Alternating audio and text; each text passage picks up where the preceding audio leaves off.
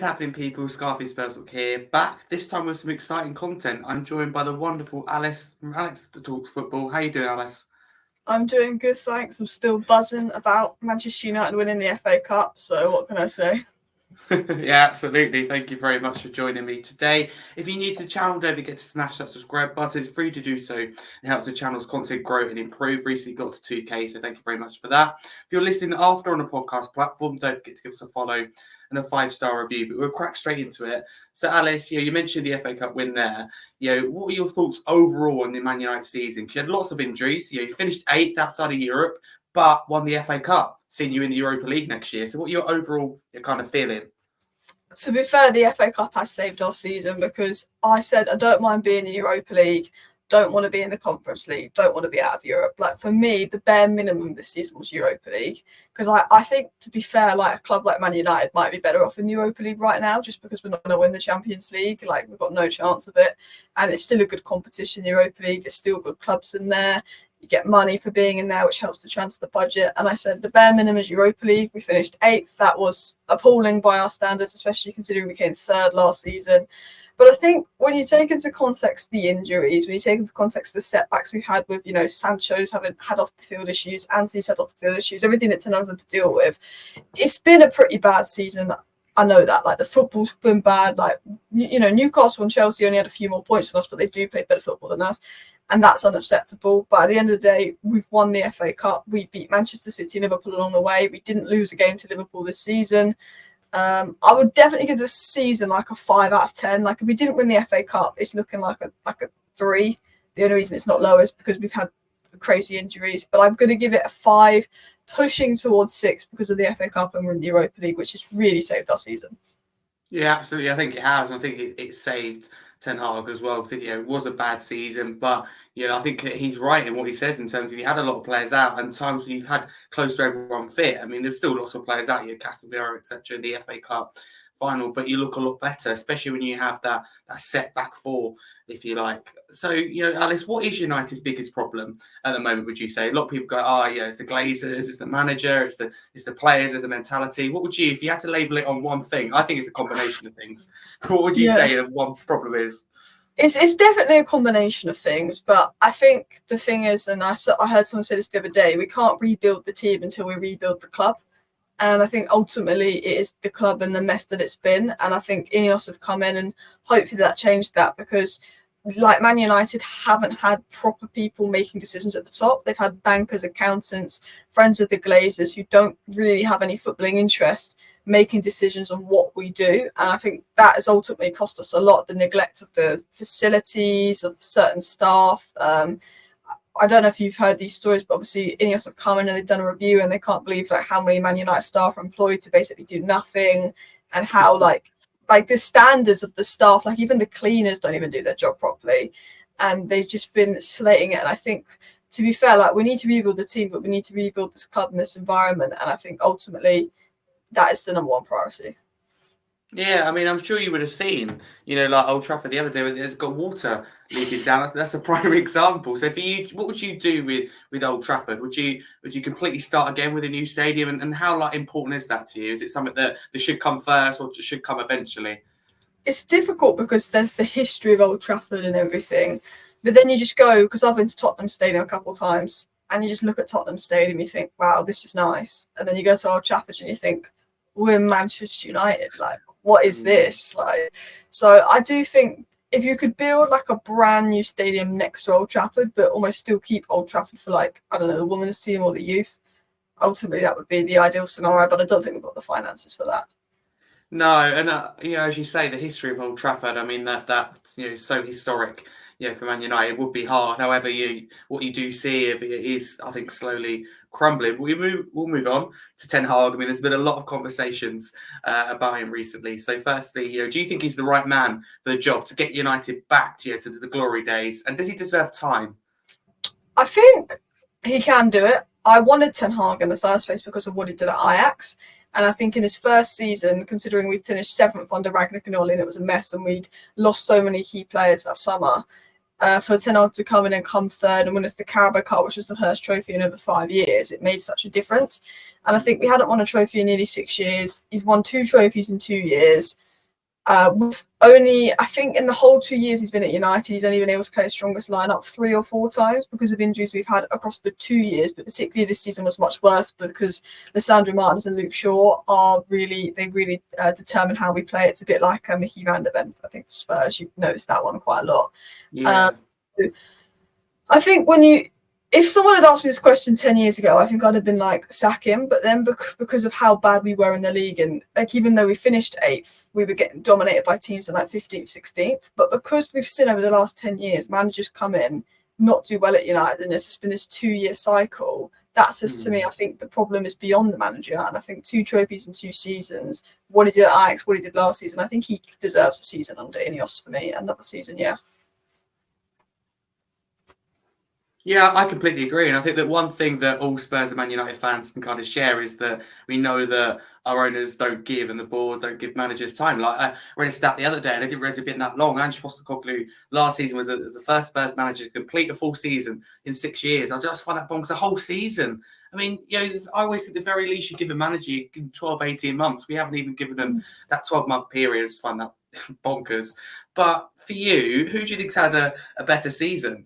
Man United or Arsenal? Because Man United have won a trophy, Arsenal haven't. I think Ten Hag's had a better season than Arteta. I'd love to do all the trolling Man United had a better season than Arsenal. I think last year we had a better season than Arsenal because we finished 3rd and won the Carabao, and we were only a couple. Well, actually, they still came 2nd, but they dropped off. I think this season, ultimately, winning the FA Cup is brilliant, but Arsenal, took it to the final day. They had the best defensive record in the league. They play some of the best football in the league. As much as I'd love to say we had a better season than Arsenal because we won the FA Cup, I mean, on paper, when you watch our performances and you watch Arsenal's performances, I think they've been better than us by quite a bit.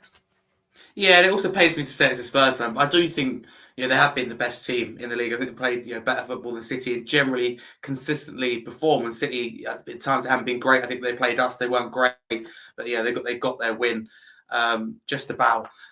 So I just think overall that Arsenal were probably unlucky not to win the title. Very glad they didn't, but I think that he's coming eventually, and you hear news like that Pep Guardiola leaving potentially next season. Does that excite you, Alice? Do you think that in terms of the league will open up a bit? Do you fancy Man United? I mean, who knows what you'd be like a year or 2 time, but I think it's possible.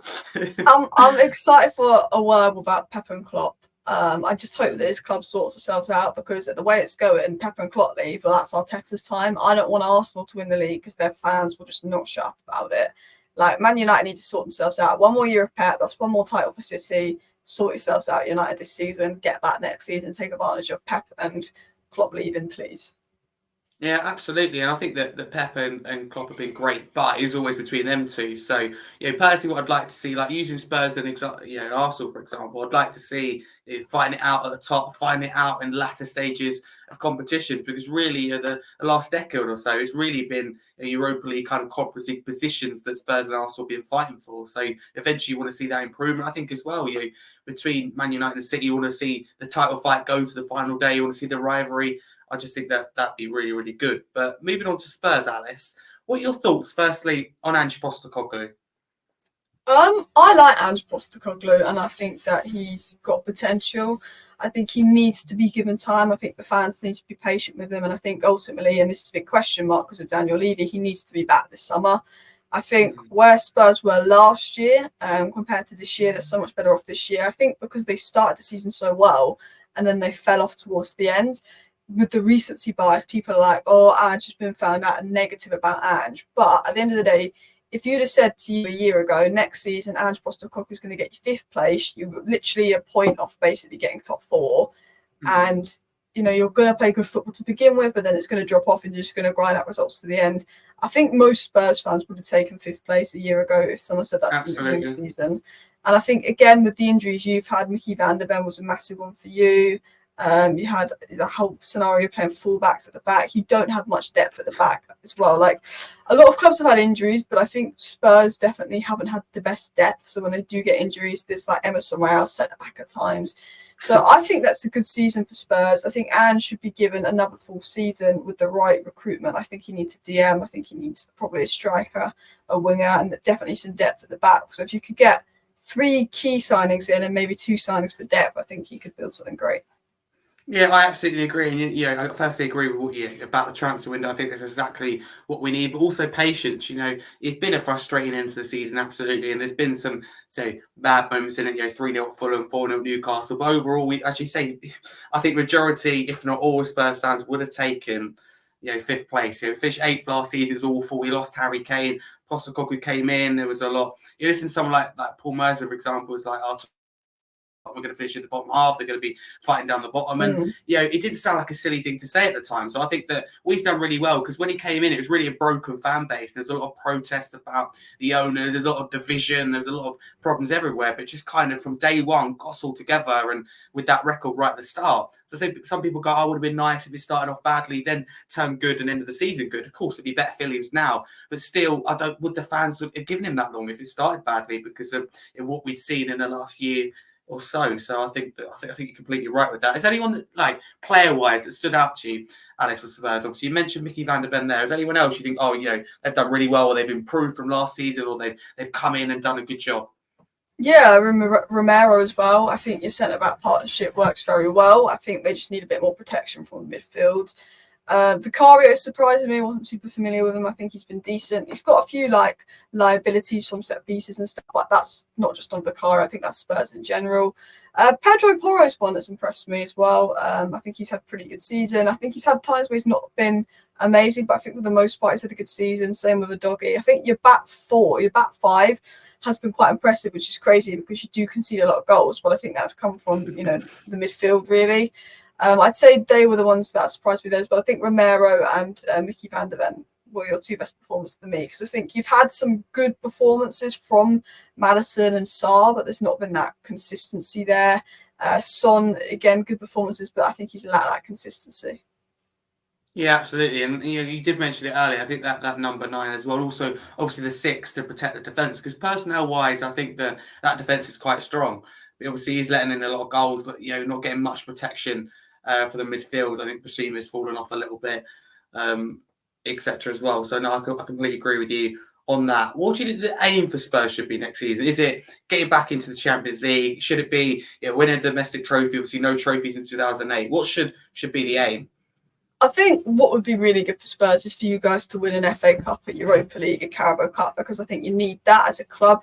And I think if Ange wins you your first trophy in a very long time, that also, even if let's say he finishes 5th again next season or 6th, I think that buys him time as a manager because I think ultimately, I don't think you can really judge managers properly in their first 2 seasons. I think you have to judge them off progress. Is the first season showing progress, showing signs, tick, keep them on. Have you progressed the second season? Okay, tick, keep him on. The third season's when you judge. So I think if Ange could get a trophy in the feel-good factor of Spurs, that's brilliant. I think they should go for top 4. I don't expect them to be in a title race, but I think Liverpool losing Klopp, they could drop off a little bit. I don't think Villa will be top 4 next season. Manchester United, we don't even know if Ten Hag will be here next season. Chelsea, I think it's a bit of a mess. I do think that you can get top 4 next season and go for a trophy. I think that should be sort of Tottenham's aim. Yeah, absolutely. And going a little bit off topic, you mentioned Chelsea there. What do you make of their decision to sack Pochettino? I think that, it says mutual consent. I don't know about you, but I don't think it was mutual consent. I think he was shown the door. But what do you make of that? Because he obviously 5 wins in a row, and it wasn't just that, but they got some big results. Obviously against you, some say really, really lucky, but they got the result, went to Villa, nearly won. There were some really impressive results in there. So were you surprised by the decision? Yeah and no. I think Chelsea's a mess at the moment, so I'm not shocked. I wouldn't be surprised if maybe Poch walked himself because Chalobah and Gallagher were 2 of his most key players towards the end of the season when they went on that run of good form. And because they're academy products, Chelsea now are selling them FFP, and Poch is like, you're selling all the players I want, you're buying loads of players I don't want. Like they've spent loads of money on Eustabio and Payet, which are great talents, but they're 17-year-old kids. You need to sort out the now, and then they want Elise, and I'm like, well, you've just brought 3 right wingers that are left-footed, 50 million in the space of a couple months. So I think that club itself is a mess. But yeah, they shouldn't have got rid of Poch. I think when I've watched Chelsea these last 18 months, I started to see the last 2 months of the season. Even when they dropped points to Villa there, they were really good in that game. But I started to see their last 10 games of the season progress. And if you looked at the league table since November, so like just literally like 12 games in, Chelsea to finish fourth. It's the first 3 months where they messed up the season. If the Premier League had started in November, they'd have finished fourth. If Chelsea had finished fourth and got in the top four after what happened last season and the mess that they were, you'd be saying, you know what, fair play Poch, because they were atrocious last season. I think, again, Poch can't turn that club around in 1 year. He can't. Yes, you've spent a load of money. Yes, you know, Chelsea have high expectations, but he can't. When you look at how actually that team's been such a mess, so many young players for different managers, there's no harmony there. Yeah, I think it was a silly decision to sack Poch, especially because I don't think Maresca's exactly a standout name as improvement. If you're sacking Poch because you're bringing in Pep Guardiola, fair enough, but you're bringing in Maresca, which is a risk. But if they want an Arteta-like project, fair enough. Yeah, absolutely. I just think Chelsea go back to square one. You hear the news about Guardiola, and I would have fancied Chelsea for top four this year. Maybe, you know, domestic trophy as well. So I just find it absolutely bonkers. Before we go back to Man United and kind of what you need in the summer and thoughts going into next season, difficult question here. I mean, it might not be for you, but some people do find it difficult. Would you rather the Glazers, ENIC, or Chelsea Todd Bowley? It's a difficult one. I think Chelsea Todd Bowie, because he actually wants to spend the money. He's just not smart. Yeah. But like the Glazers spend money badly, but the Glazers spend our money, and ultimately they mostly steal our money. And whereas Todd Bowie, I think he has ambition. I just think he's stupid.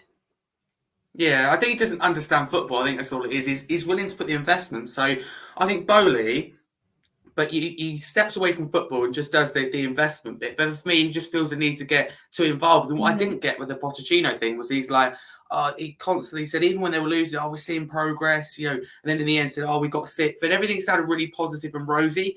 Then you see that with Pochettino, and I just find it odd. I don't know what that comes down to and the connection with kind of the board. But even with ENIC, I mean, a lot of Spurs fans, you know, don't like them. I wouldn't necessarily say I'm part of that. Obviously, they're frustrating me at times when they haven't given managers time, or there hasn't been that investment, like, you know, that Champions League final the year after, where we should have seen a rebuild, really go again, and like Liverpool did, and then eventually go and win the Champions League. We didn't. We stagnated, and I think there were poor decisions. But they don't take money out at the end of the day. Obviously, Levy has his salary, if you like, at the end of the year, and it is quite high. But they don't like take money out of the club, and it was all really genuine compared to the Glazers. So I do understand that point of view from you. Next, going on to the summer, are there any positions you need to? Obviously, we'll get on to like amount and maybe like personnel, but what positions would you say that you need to improve on? For me, I look at Man United and go, Casemiro is probably going to leave. So you want a good number 6. You probably need a number 9 to support and compete with Højlund. Any other position for you that really stands out of needing? I mean, Varane leaving, and he's been, when he plays, he's brilliant. Yeah. He's just never available. Like, the difference having Varane and Martinez at the back makes to our team is crazy. But they've played about 4 games together all season because of injuries. So for me, replacing Varane is really, really important this summer. Someone that's going to partner Martinez really well. Number 2 priority is DM. Casemiro is going to be moved on. Eriksen hasn't got the legs. Tomine's not a DM. Kobe's played DM, but he's not a DM. Bruno's obviously further up. Mount's further up. What I see is Bruno Fernandes and Kobe Mainoo. We've got 2 really brilliant midfielders there. We need that player. And Amrabat did a really good job at this the last couple of games of the season when Ten Hag actually played him in his best role, where we saw the best of Bruno and we've seen the best of Kobe, because they've had Amrabat be that 6 and Kobe can push up and support Bruno and stuff. So that position to partner Bruno and Kobe Mainoo in midfield, whether it's Fofana, Yusuf Fofana of Monaco would be a good name, whether it's maybe Edison of Atalanta, Amadou Onana, who's very hit and miss, but I think he could work. It's that player to come in that's so important after centre back. And then, of course, as you mentioned, support striker for Højlund, someone that's just going to, Martial's obviously leaving on a free, someone that takes the reliance off that. And then I think we need a right winger as well. I think Elise would be brilliant. Like, Garnacho and Rashford prefer the left. Garnacho's done well on the right. Ahmad's done well on the right, but I think for depth and inconsistencies around Rashford and Anthony just being not good enough, I think, right wing, striker, midfielder, centre back would be the main 4. if the budget could stretch, I would go for a versatile left centre back that could play left back just to cover Shaw and Martinez because they're so injury prone. And then I'd also go for another midfielder just for depth if the budget could stretch. But I think 4 key signings would be good. I'd like 6, but I've got to be realistic. Yeah, no, I do think that that's realistic, and I think the positions are right in terms of what you need. So I do agree with you from an outsider point of view. If I said to you that you could only sign 2 players, which would be obviously really, really harsh, if I just said 2, who would they be? Obviously, we know positions, but personnel-wise, if you could choose 2. Is it got to be realistic? No, I suppose not, because it's 2 players. No, go for it. I feel like Tchouaméni of Real Madrid would stand out. It's unrealistic. And then number 2, it's difficult. Right, I'm thinking we need a right centre back that's going to be a long-term Varane replacement that's going to partner Martin as well. That's a difficult one because there's loads of good right centre backs out there. So it's difficult to pinpoint one because I'm like, well, there's players like Lenny Euro that got great potential, but we need someone that's ready now. I think Branthwaite's got good potential, but he's more of a left centre back. Mickey van der Ven would be great, but he's a left centre back, and I'm hoping Martinez stays fit. Like Mickey van der Ven is sort of the profile of defender United need on the right hand side. I think Saliba probably Saliba and Tchouaméni if I could sign any 2. Oh, that'd be good. For me, it would be, and I do think it's quite realistic, however, I don't think it's going to happen. It would be a 6 and a number 9. So it'd be João Palhinha first. I think that he'll be looking for that, no disrespect to Fulham, but a step up this summer. I think you will be in contention to sign him. I think, like you mentioned earlier, Atalanta's Ederson, I've heard that name, link around Spurs as well. But for me, João Palhinha would be that one.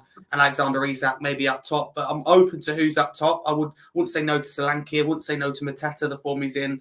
I'd be quite open to who it is. I just think that the Son's a lot better on the left. Richardson's not going to do it all the way through the season. He's injury prone. He's not that player that you're going to go, he's going to get you 20 goals. You need someone that's going to guarantee you goals because we create chances. Although I think we need to improve defensively, and a number 6 does that. At the same time, we're not really blowing teams away. We're not really putting so many past. Versus City if you'd had the attackers there, and I think exactly.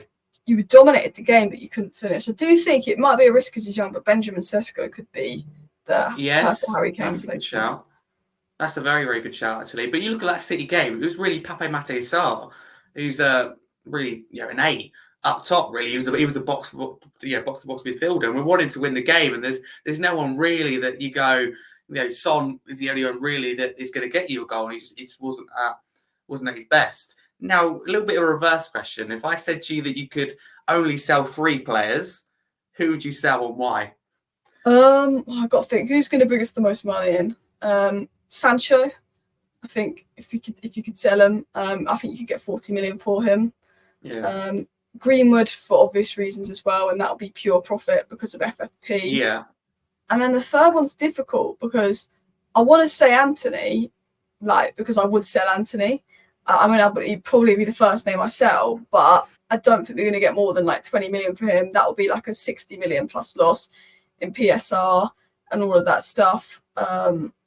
So I think, do I go for maybe someone like a Casemiro where we could get 30 million from Saudi? And again, I've already sold 2 right wingers in Sancho and Greenwood. I think Sancho and Greenwood because Sancho doesn't want to play for the manager and Greenwood for obvious reasons. And then if we could sell Anthony for a good price, it'd be Anthony. If not, I'd probably move on Casemiro because he'd bring in the funds for a 6.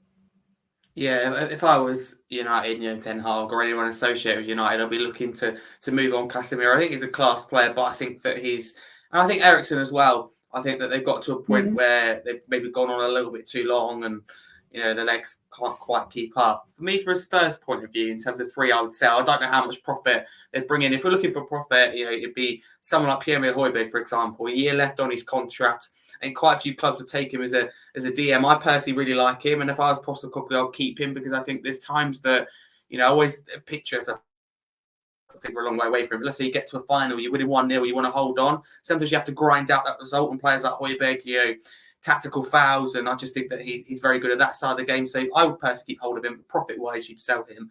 If I had to choose 3, it'd be Lo Celso. I think you can get quite a bit for him. Sessegnon, he just gets injured. Just think you have to to move him on. And third one would be, I think, fairly unpopular, but it probably would be Basuma. I think that he's been quite disappointing. I think there is better out there. And I just hear things like his Morley coach, completely rip into him about his attitude and work rate. And you think there's something not quite right there, which is a shame. And with the six in Ange's system, it's a lot, as it is with United, you rely a lot on them. So if you've got someone like Basuma who's only going to turn up in 5-10 games a season, is it really worth it? At his very best, I think, Brighton or Spurs, we've seen it at times this season. Ball carrying midfield are really, really good. But I think we get a lot for him, and he hasn't kept that level kind of going.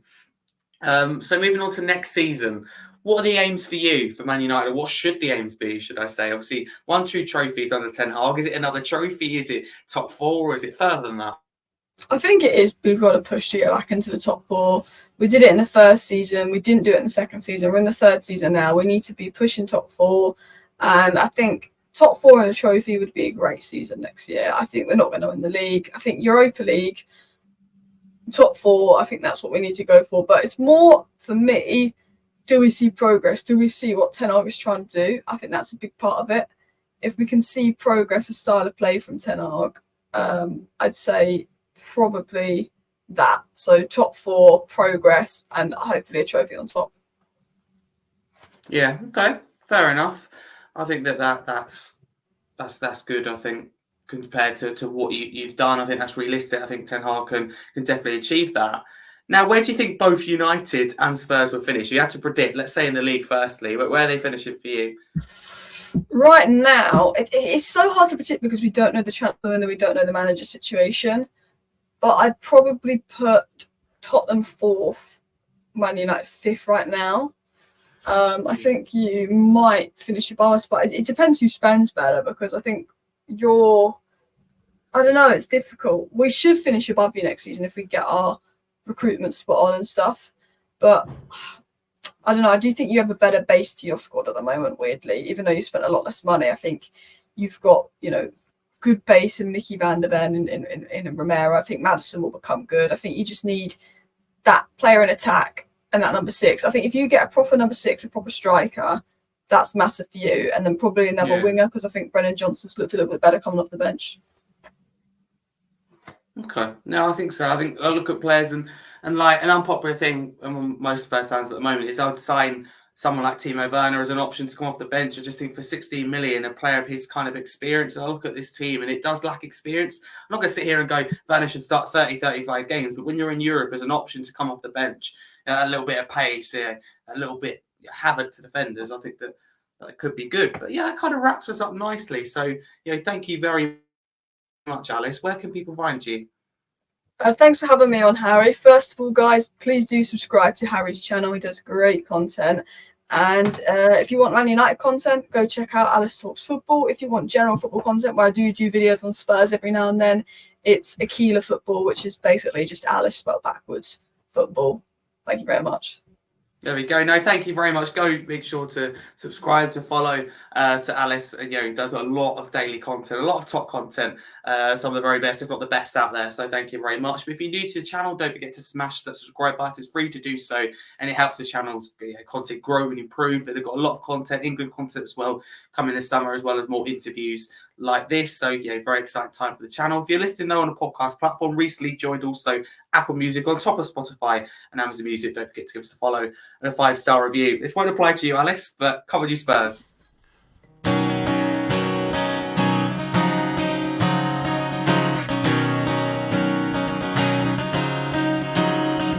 were working as a manager at Celtic Park when we met you.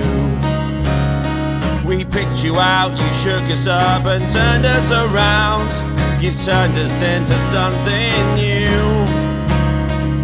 And Postecoglou, you know that we believe it when you say you're gonna change it. And Postecoglou, we're the mighty Tottenham and nobody's gonna stop them. Oh, we look so fine in blue and lily white. And then he said to me, I'm from a land down under. Postecoglou, baby. Postecoglou, oh.